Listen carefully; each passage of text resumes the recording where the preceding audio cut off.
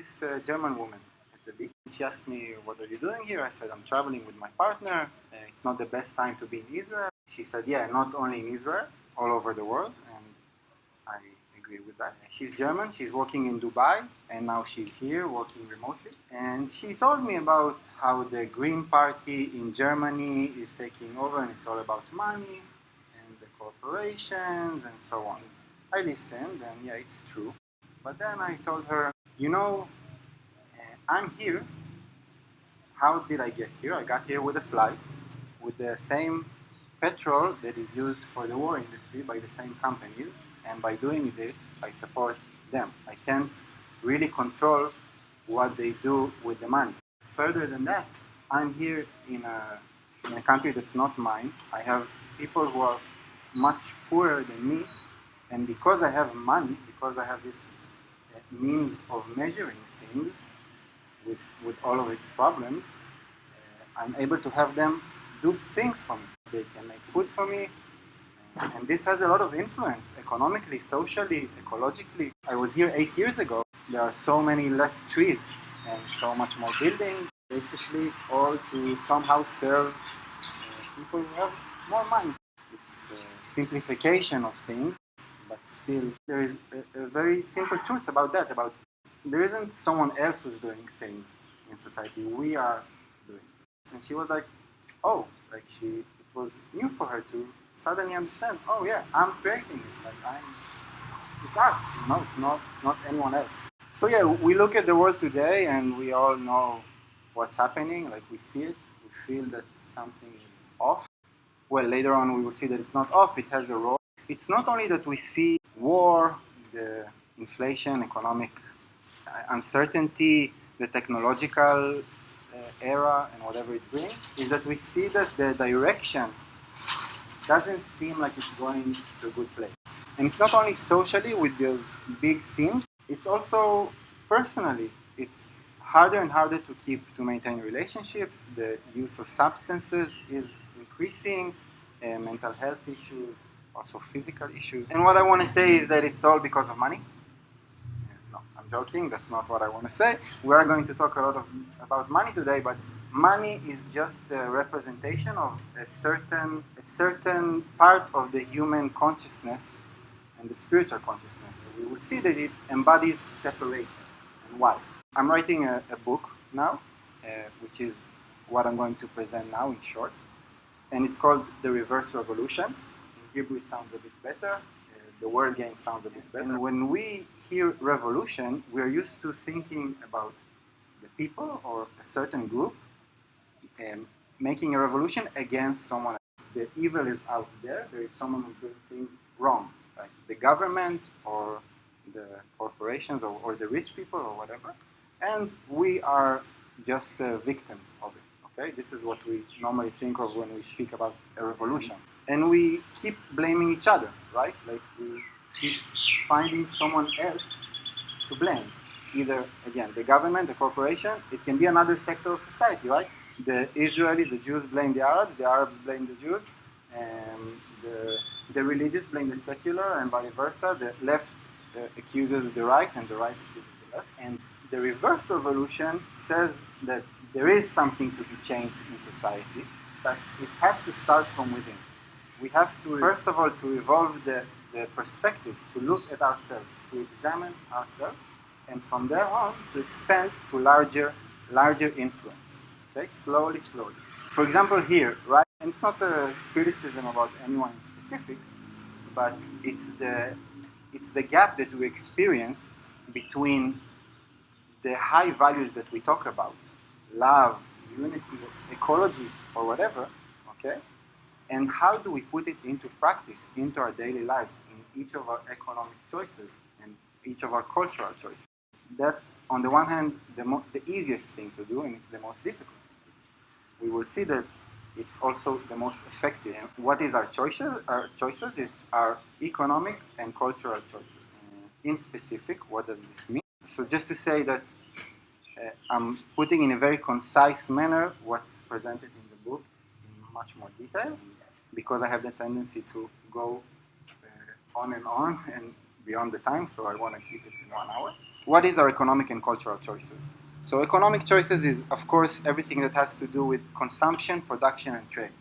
Quantity and quality of what we do, of what we consume and what we produce, okay?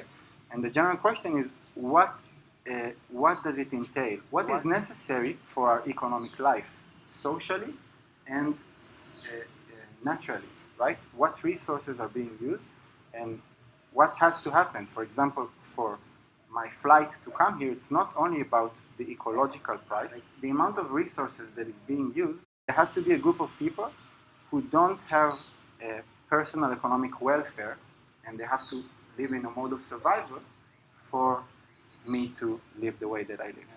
Okay. The second thing is ownership and rent. Okay. The idea of owning land and renting it to someone else. What does it mean socially? The mere use of money. Okay, I'll just give a sentence about it now. That if we are talking about moving from centralized systems to more communal or local systems, whether be it economic system or political system or whatever, then money is the most centralized system. And it doesn't matter if it's Bitcoin or it's normal money. The idea is that when we use this means to measure what we do for each other, it has consequences. Now, the cultural choices. The first one is meetings and conversations. For example, if there is a conflict in my country, right, it doesn't matter if it's between two different ethnicities or two different political views, we normally try to impose our view that we see it as enlightened, the enlightened one. We try to impose it on the other with either the law or some kind of propaganda. Okay, we try to show that what we do is right, but we don't usually go and actually meet the other, right? And the thing is that true and sustainable peace has to come from this personal encounter. A peace between governments or between sectors or between representatives in the government is no longer sustainable because our state of consciousness is such that we have to create the peer-to-peer connections, and it has to come from the bottom up. Okay, so we can't have someone else do it for us. The second thing is our cultural content that we all know that is becoming more and more superficial, less deep, and more one-sided in whatever way, and that influences our ability to create a more just society because we don't see the whole picture. And the third thing is our use of technology, specifically the smartphone. I believe that we don't know how influential and how dangerous this device is. I don't even like to call it a smartphone. This is what I call a manipulation of the language that we do when we call it a smartphone, because actually it's a supercomputer that each of us has on us 24/7. The fact that I have the access to so much information at all times and to connection with everyone, it has far-reaching consequences on society and on our mind. So these are generally the three things. And the most important thing maybe is the understanding that if I want to see something changes in society, I first have to see if it makes sense personally. If I can live it in my own life, and it's so difficult. Like if I really understand how my economic choices, what they depend on, and how almost impossible it is to continue that and still have the idea I want for society. Or if I realize how much I surround myself with like-minded people and how difficult it is to go and meet the other, then we understand in a way how difficult it is. On the other hand, it's much more practical than thinking that we will be able to change the government, that we will be able to change the corporations. So it has to start from within. All the famous saying says that, right? Like instead of changing the world, change yourself, then the world changes. But how do we do it in practice? Then the idea is that from there on, by leading by example, we build slowly from the bottom up. We build more and more communities that are able to create this new social structure. Okay? But the new social structure won't be, I have this fabulous idea, I'm now going to impose it on everyone with my political party. Even if it were true, it's no longer possible because we are so individualized. Our state of consciousness is such that we have to take care of our own business. There is this gap that is very dangerous in the road here. Okay, and it was already here 8 years ago. And I thought to myself, there are so many wealthy people here or creative people, right? And their children are driving on this road. And no one thought to themselves, there is no government here, there is no someone else who will do it. While I build this new resort, or when I build this new restaurant, I'm also going to fix this road. It didn't even occur to anyone. Reality asks us to become responsible for our social and economical and cultural life. And from there on, after I do the process that I will describe later on myself, and I create connections with people who do it as well, then we can think of how to create a larger structure. It has to be accompanied by deep inner work and group work, because many intentional communities thought that they have the ideal, but it broke. The kibbutzes in Israel, normally because of money or because of the material question, okay? But also because of different mental things.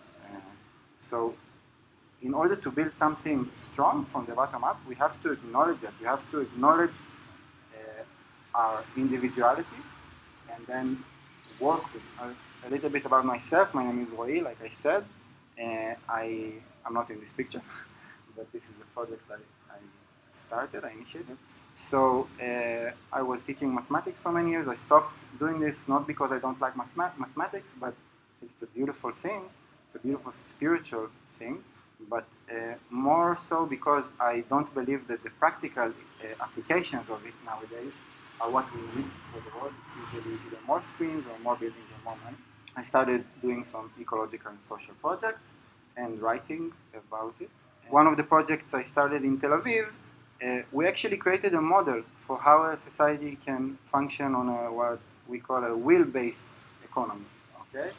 That we're not measuring what we do for each other. We'll talk about it a little bit later. This is, for example, what came out as food rescuing. Like a group of 3 or 4 people could gather food that would feed tens or hundreds of people sometimes. Okay? Now, of course, this method was using the fruits of capitalism and the surplus of capitalism in the city. And if you want to do it long term, you have to think of the source, which is the land. Okay, not only food, but everything. So the lecture and also the book is divided to 3 sectors.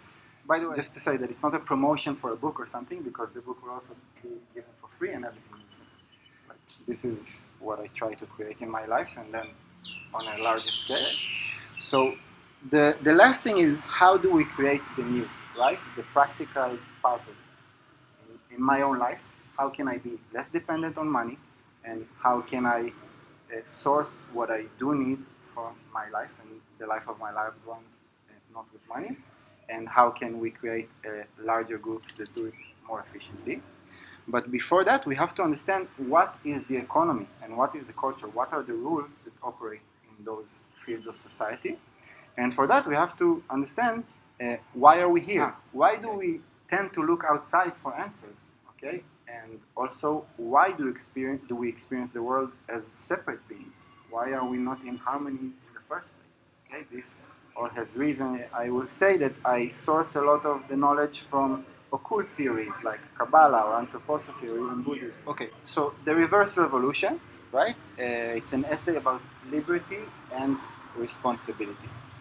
The 3 main things I wanna put in the framework. The social reality is the sum of each of every one of ours individual economic and cultural choices. This is something that if we change the perspective, like Copernicus, like it's not the sun revolving around the earth, but the other way around, everything changes. The way that we look about social change, about spiritual change, about changing our own lives, we become active, not passive. The second thing is that the good of nature, the good of others, and the good of the I, or myself, are in sync.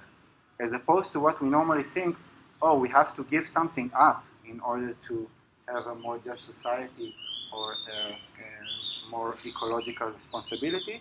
No, and I will show why do I think that, and also why so often it seems like that's not the case. And then the third part is that there is an objective and infinitely good purpose for life and existence. Okay, this is a more metaphysical thing that I think without going through the metaphysical and spiritual research, we can't really create any social change that is sensible and that is sustainable. So, the first part, the way that we look at it is from the 4 reasons we tend to look outside. So, first of all is our belief about quantitative versus qualitative measurement of influence. Okay? For example, if I pick up one piece of trash that I see in nature and I put it in the bin, never mind that the bin goes to nature as well, right? But when I do that, it doesn't seem so important to me as opposed to now finding a logistical solution that will decrease by 1% the entire waste in Thailand. Like it's like we put it on a quantitative scale and we say, okay, it's much better to do this policy or this logistical solution or this propaganda to make it happen than me doing these small things. And of course, this is an extreme example, but this is the first reason. We'll go into that. The second thing is comfort and pleasure, right? What we talked about, there is a sync between the good of nature, the good of others, and the good of myself. The bug in the system that also has a purpose is the pleasure and comfort, okay? We tend to confuse between pleasure and comfort and the good of the self. Of course, it's much more complex than that, and there are much more motivations, but this is the second reason. The third thing is our natural tendency, okay? Even our organism tends to look outside, right? Why? Why don't we look inside in the first place? Why don't we see ourselves as the creators of our life in so many ways?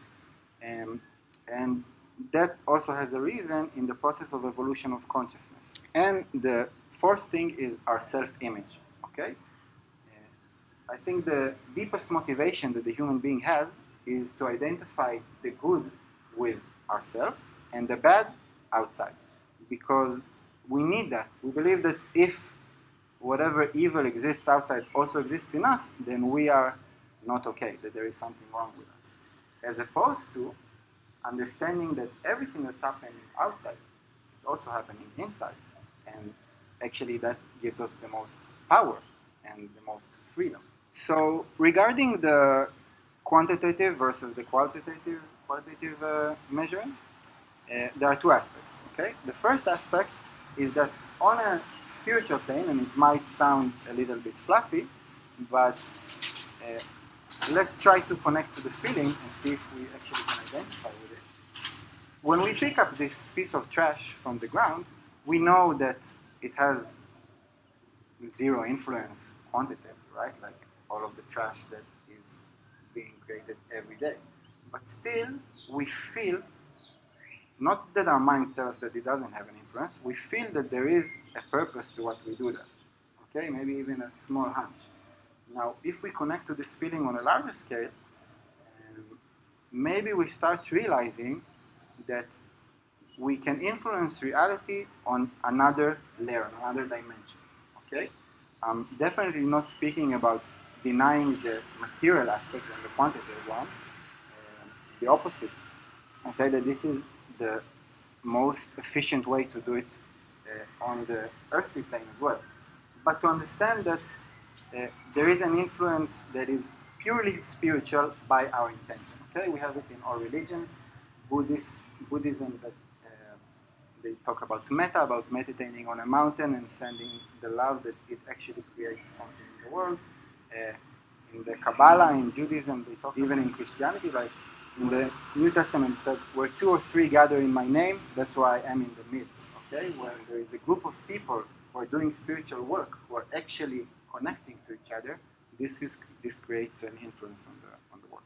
So the second aspect is the fact that this is also the most efficient way to influence society on the normal plane, right? From the inside out.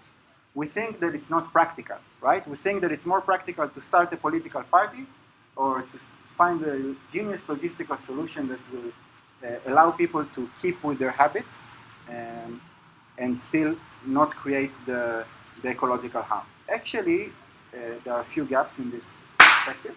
First of all, the amount of resources that are being used in order to create such a change are huge. Another very crucial thing is also a spiritual perspective that whatever is happening in reality has to come from the individual.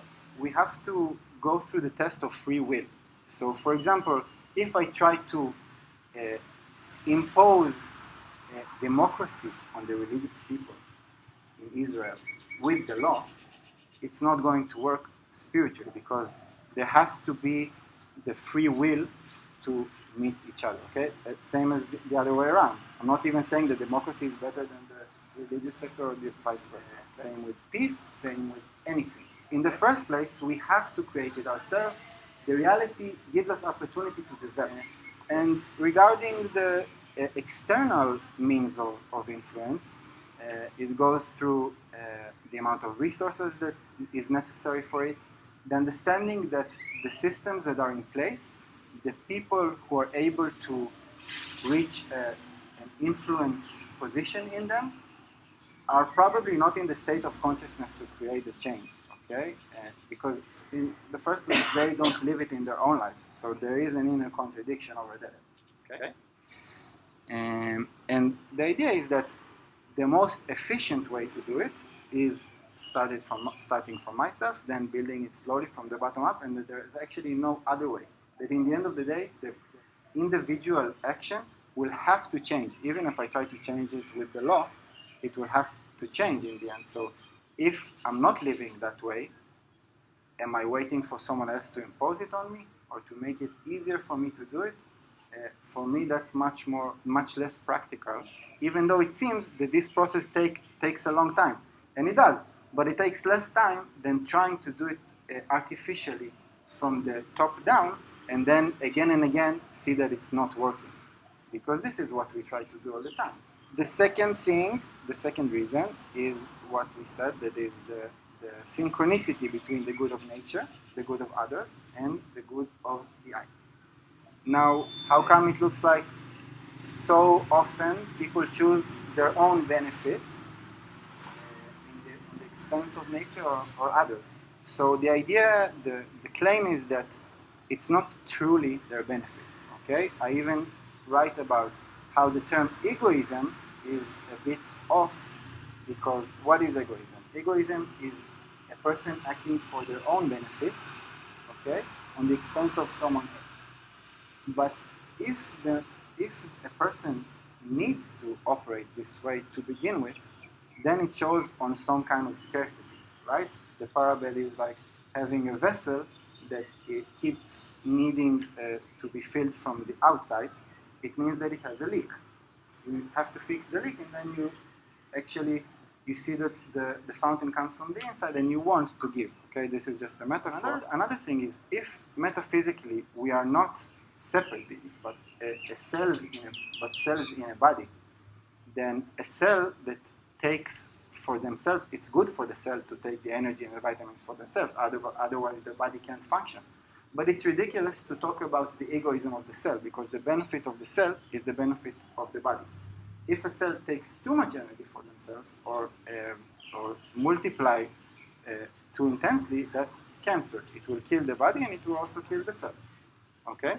So the idea is that any egoism is artificial, because if the action that needs to benefit the self doesn't really benefit it, the comfort or the pleasure doesn't really benefit itself, then it's not egoistic, because it's not for myself. But of course that it's still happening, and why? And the idea is that there is a confusion. There is a confusion between what's pleasant or comfortable and what's good.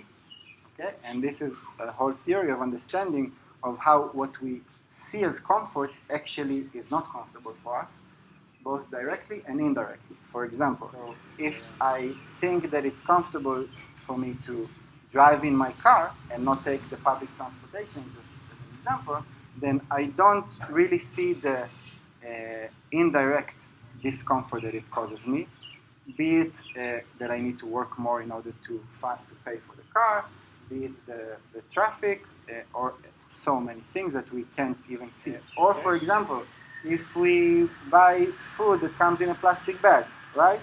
Then it seems more comfortable, and I have to carry my own bag to the store. That seems less comfortable. But actually, if we pay indirectly taxes for taking out the trash, then this maybe it causes us more discomfort. So the claim is that whatever, and it goes deeper in the book, that everything that seems pleasurable or comfortable for us, on the egoistic and non-egoistic way, is not really good for us. Now the question is why? So why does it exist this way? If we believe that there is a purpose to existence, that there is wisdom in existence, why then, where's the bug? The idea is that in order to create liberty, in order to create free choice of the human mind, we have to go through this process of separation. Okay? Because if we didn't have this artificial egoism, we couldn't have chosen the synchronicity of good of nature and good of others. Okay? The parable is like a baby. When a baby is attached to his mother, then they are one and the same. The baby loves his mother, but unconsciously. Okay? And in order for them to create real and equal love, and for the baby to become a free individual, he has to first rebel the mother somehow, or go through this process of separating from her. And this is a painful process, okay? But it's necessary. So in order for us to create freedom, there has to be, in reality, there has to exist a bad in disguise of good. Because if it was just something that's bad for me, then there would also not be liberty there. Okay? If it was very clear, this is bad for me, this is good for me, and this is also good for others and for nature, then there wouldn't be any liberty. I would choose this. Okay? The idea is that in general, comfort and pleasure are the bad in disguise of the good. And the bad also has a role. Okay? Bad meaning separation. Okay? Now, I just want to state that it's not only economical pleasure or comfort, it's also mental pleasure or comfort. Because when I speak with like-minded people that we keep agree on things, or when I consume certain type of content that is validating what I already believe, then that's also mental comfort and pleasure, even sometimes when I feel like I'm right, that I'm on the right side. So the idea is that humanity is going through a process of evolution of consciousness from unity to separation to connection. So if you look at more primitive culture, and I mean primitive in the sense that it was more primal, okay? They felt a connection to nature. There was no differentiation between them and nature. They could harm nature very little and develop it very little.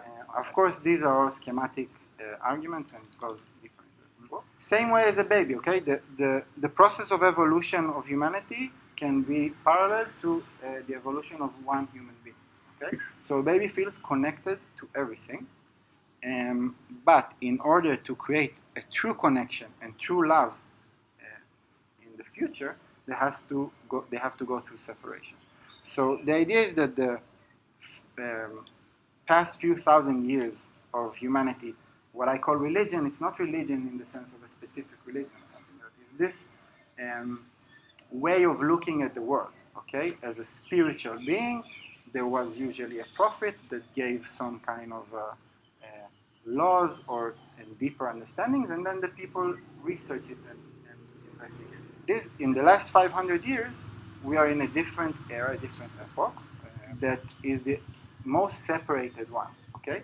We had to go to a point where we only measure things externally with our senses and with our mind, because that's the only way we can develop liberty.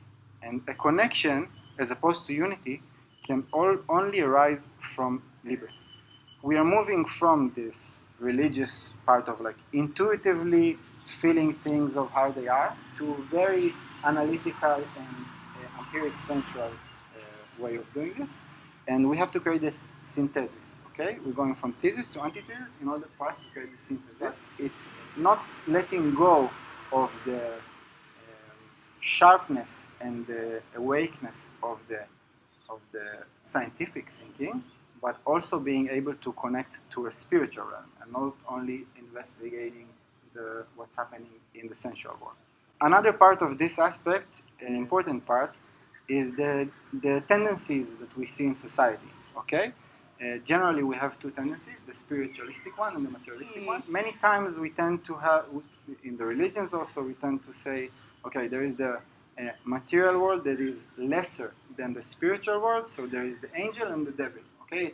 It's a dual thinking, as opposed to a threefold thinking, that if I go too much higher up and I float in the spiritual world, different tendencies like religion, new age, psychedelics or something like that, if I only go there, then it's also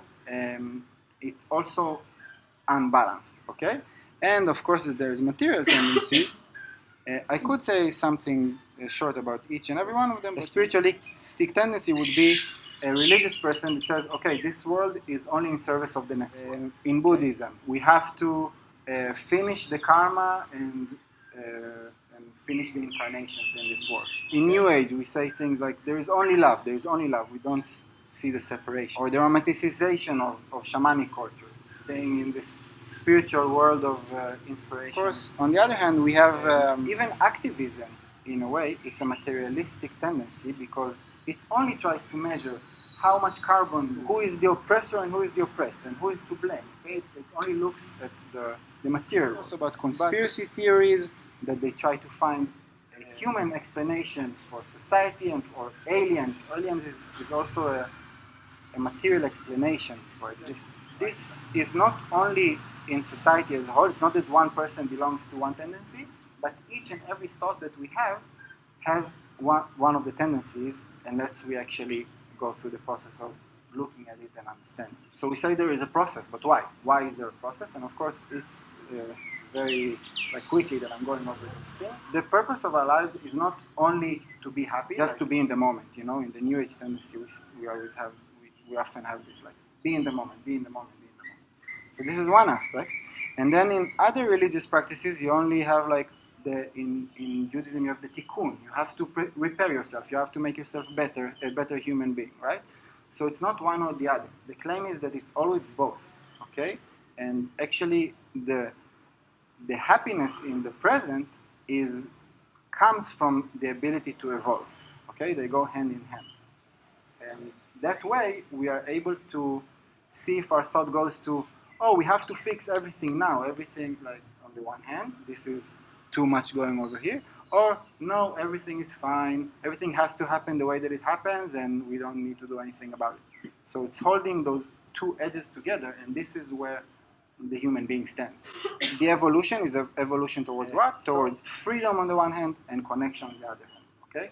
We become individualized beings. For that we have to feel ourselves separated from the world in order for us to be able to connect and create true love, okay?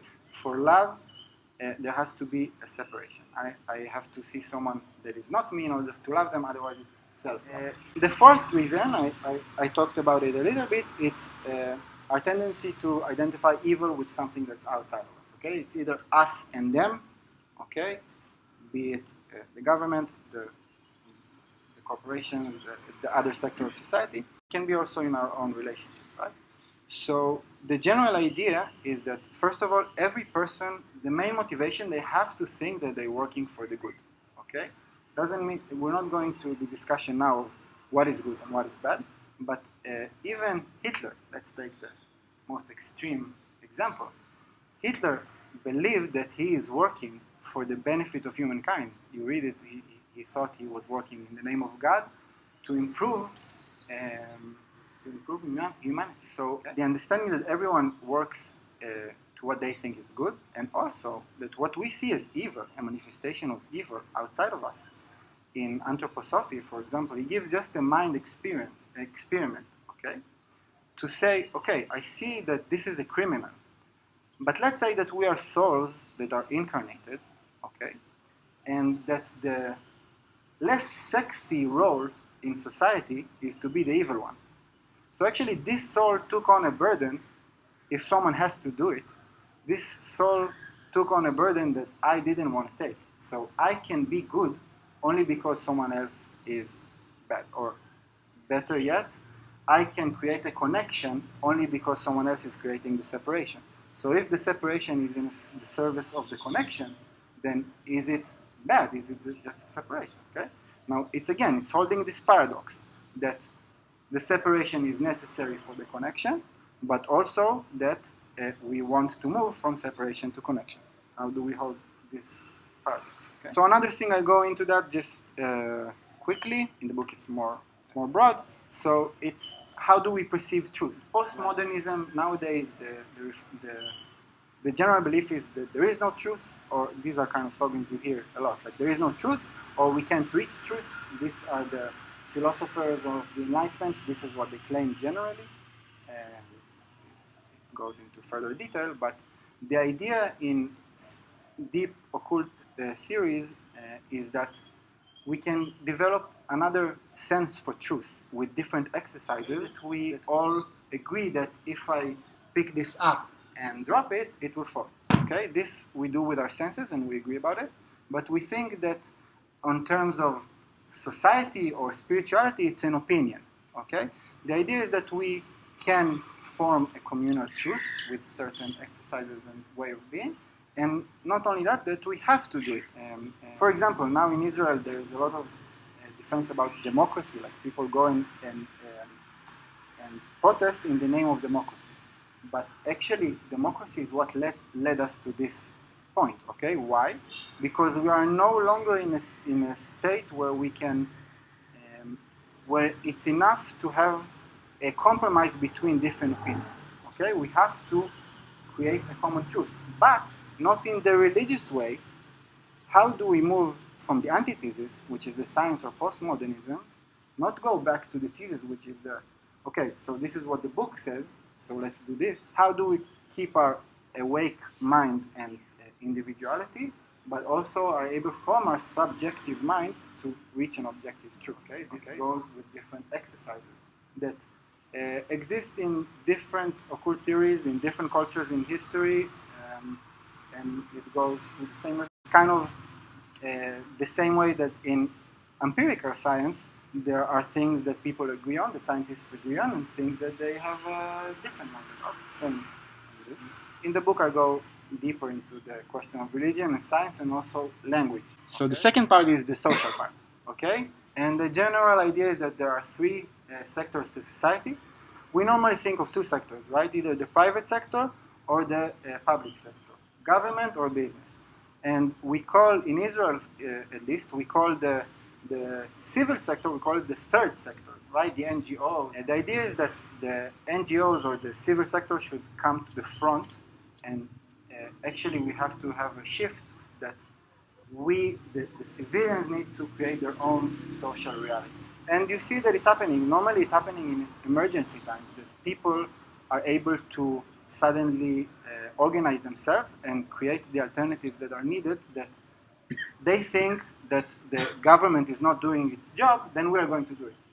But actually it's the other way around. In the first place, we gave the power to the government to do it when it's not possible anymore. It's not possible for 100 people to manage the resources and create the laws for 10 million people. It doesn't matter which 100 people those are. Like, it doesn't matter.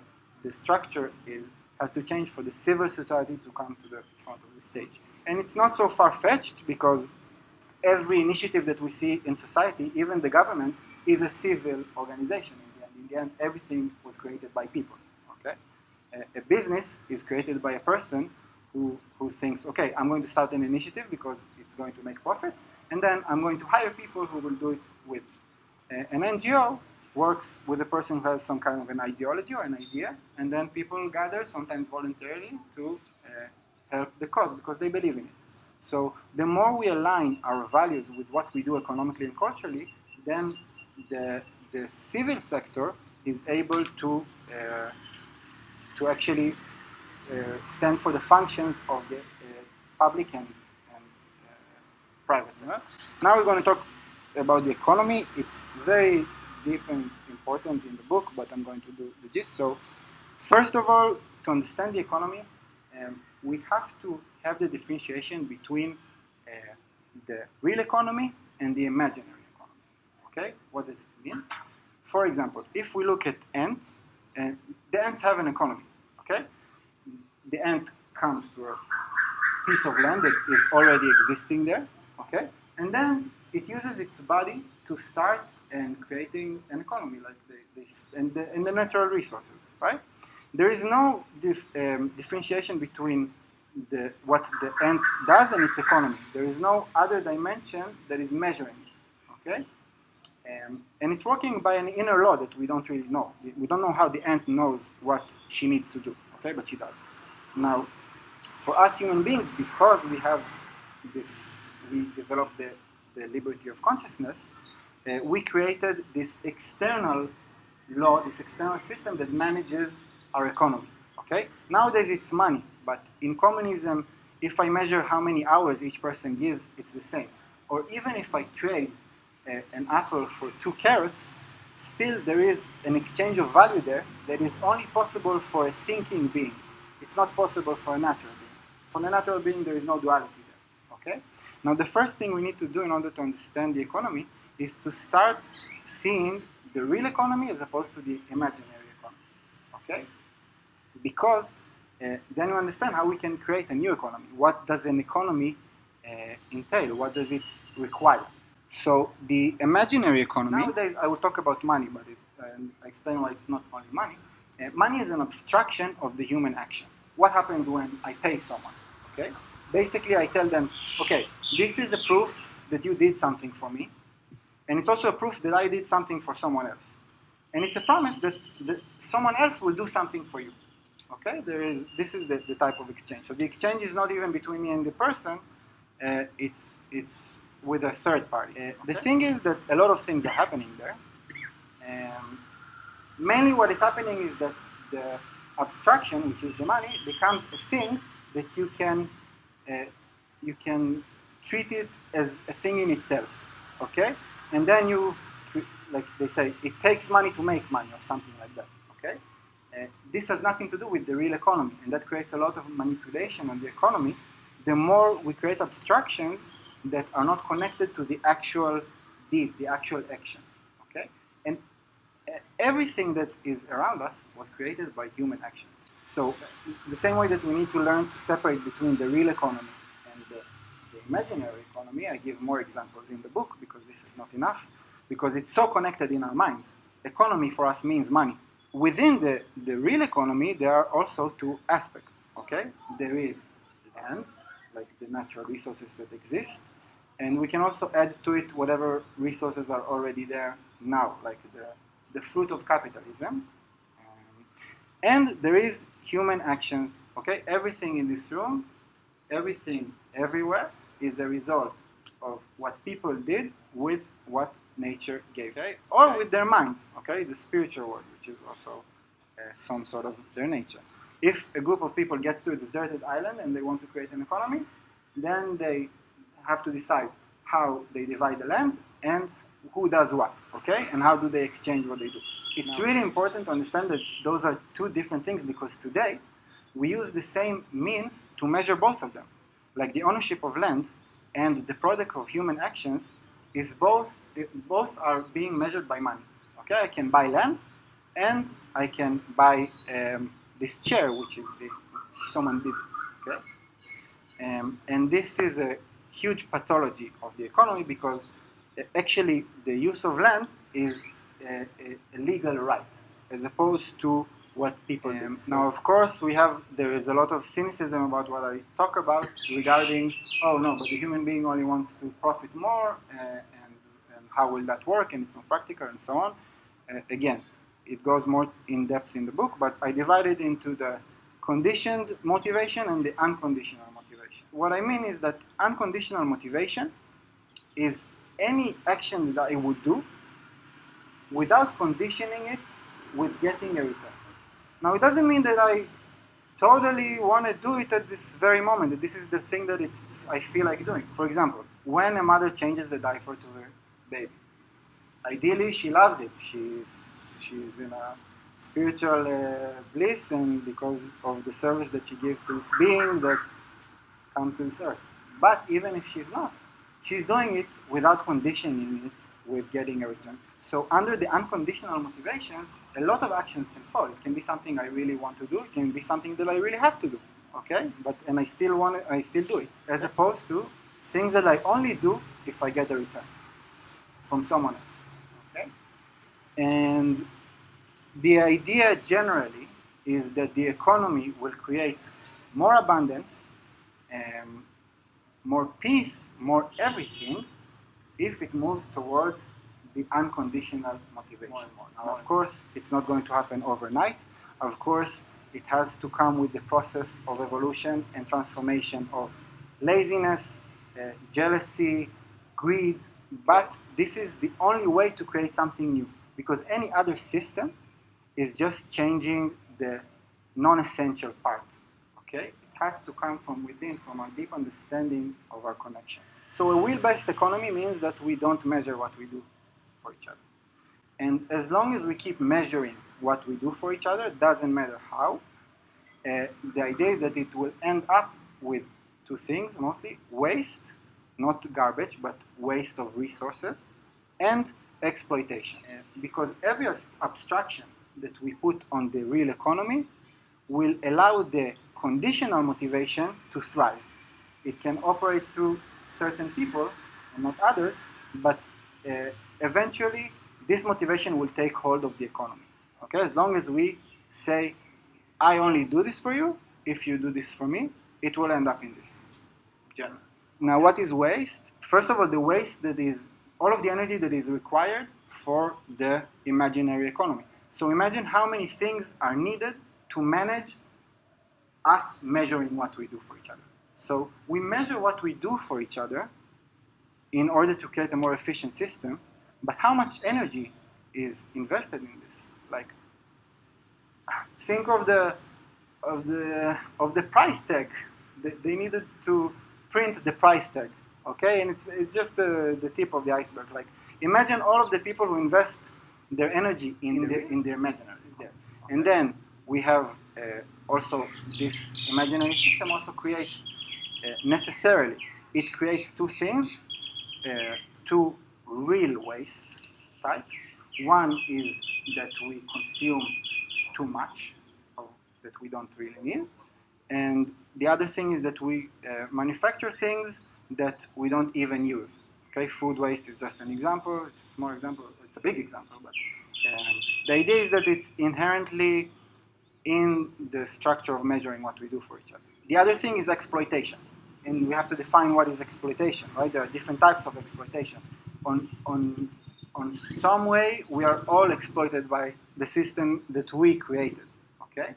But very specifically, it makes it much easier down the line, down the road, to have other people do more things for us, because we have this middleman. We have this cold-cut middleman that is blind to who is doing what, and we actually normally don't even see what is required to sustain our life.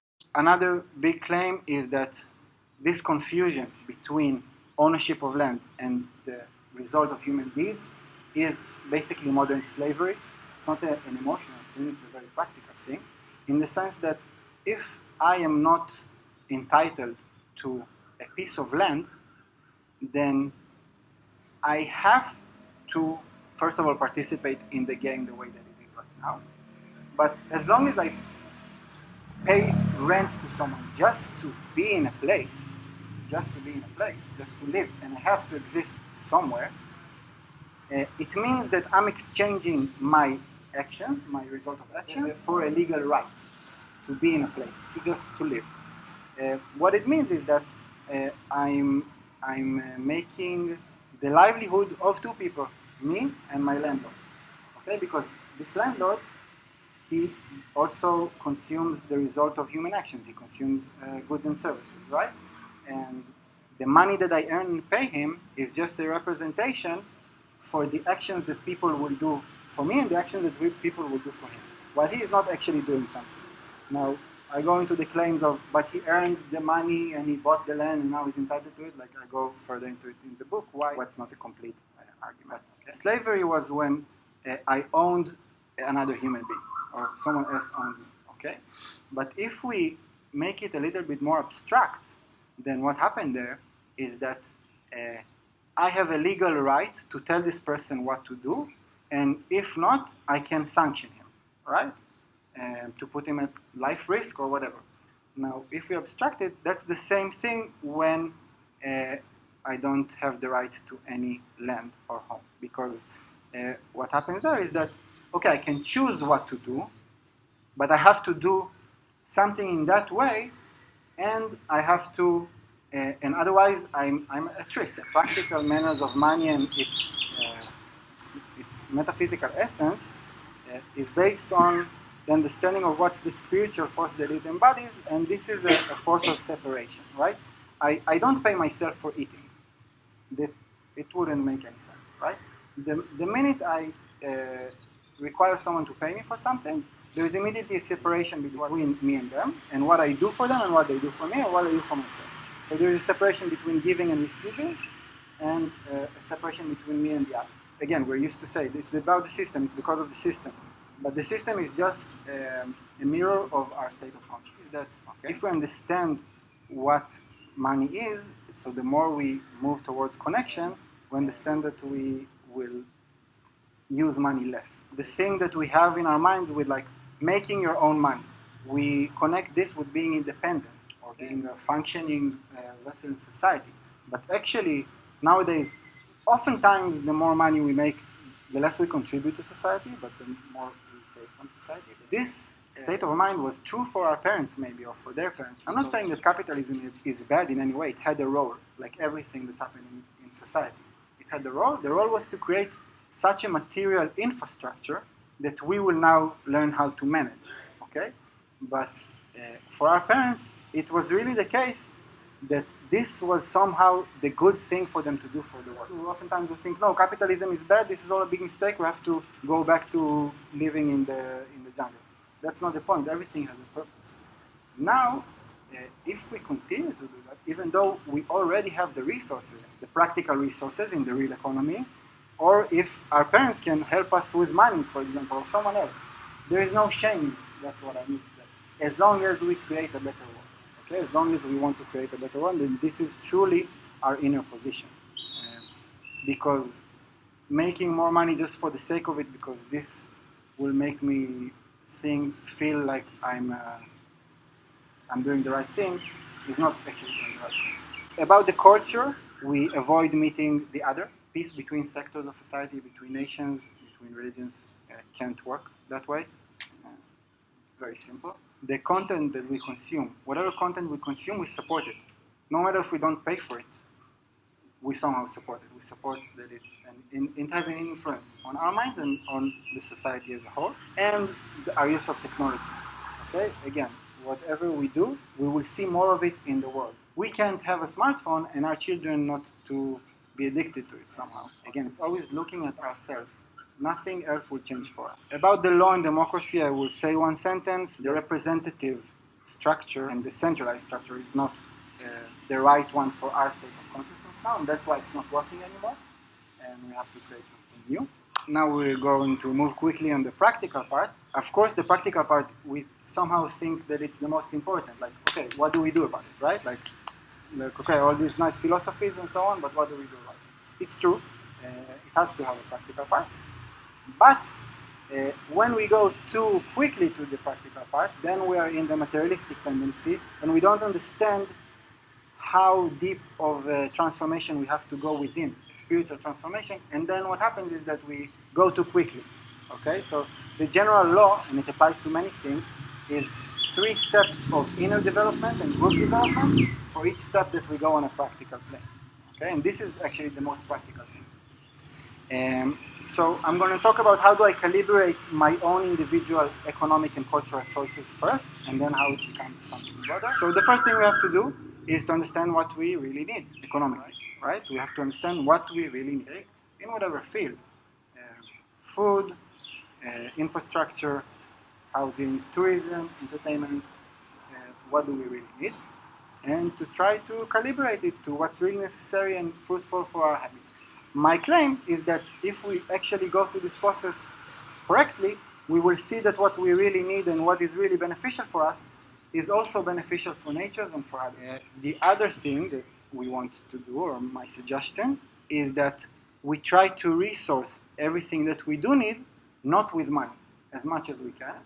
And I go into detail in the book of how we can do that. And just to say, it's not for the mere hate of money, right? It's the deeper understanding that money as a representation for the real economy creates what it creates. And money is not bad in itself. It's just a form of separation that we now are slowly moving away from, right? Or like to the next level. Of course, we're still living in this world. The idea is not to go to the forest and live from the trees, because this is also not beneficial for society, for nature, for ourselves. The things that we do need money for, how do we resource it in the best way? I also go into it in the book, but it can be different ways. One of the major things that we need to think of how we resource without money is housing. That's the first thing. So if we can somehow buy land somewhere, together with others, with help of families or whatever, or money that we save, it's good to do that. It's not how do we make our money, okay? What do we produce when we make our money? What do we give to the world?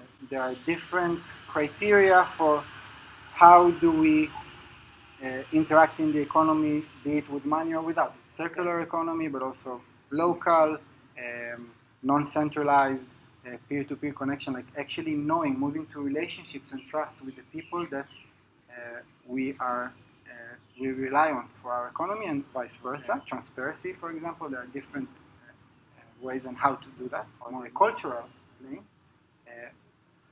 if we want to create a more connected society, we have to go and meet the other.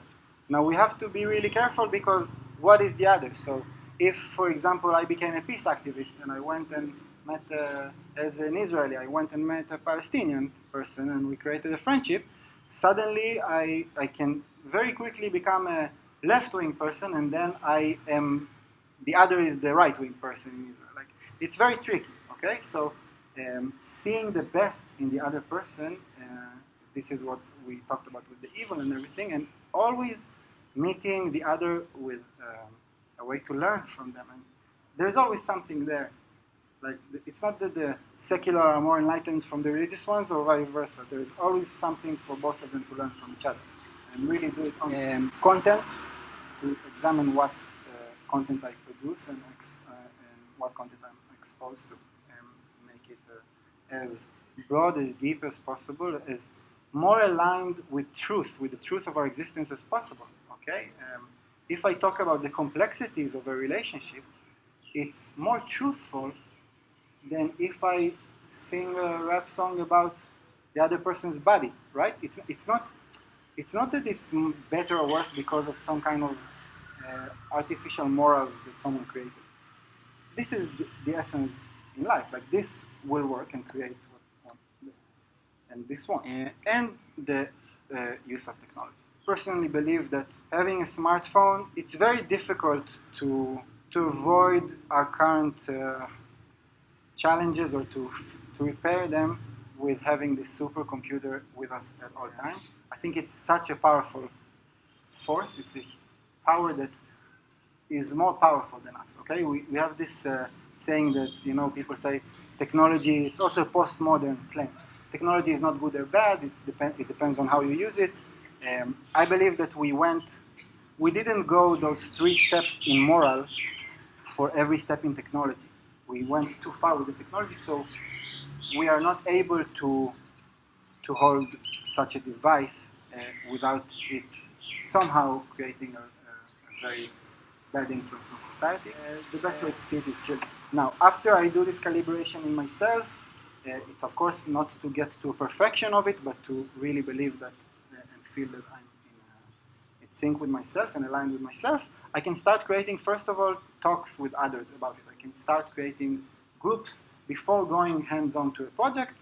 I can start building this trust and this common language with other people in order to create a bigger project. It takes a lot of time. There has to be a lot of group work done before actually doing something, and also an obligation to always keep it going.